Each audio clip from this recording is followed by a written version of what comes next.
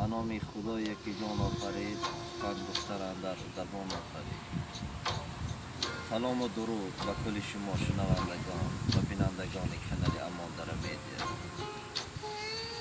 امروز خواستم درباره بعض انسان ها یک چند سخن گفته باشم.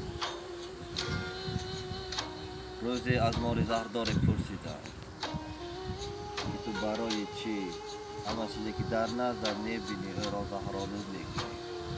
تو مگر وجدان نداری؟ مار در جواب گفت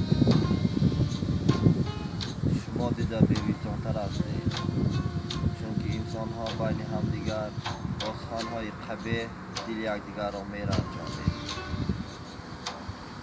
و من مثل خود یعنی ما را بار هم زهرآلود نکرده ام.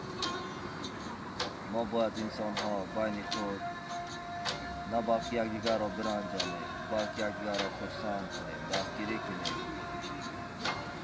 چنانه که استاد گفت من از بیگانگان هرگز ننالم، که با من هرچ کرد آن آشنا کرد. بنده با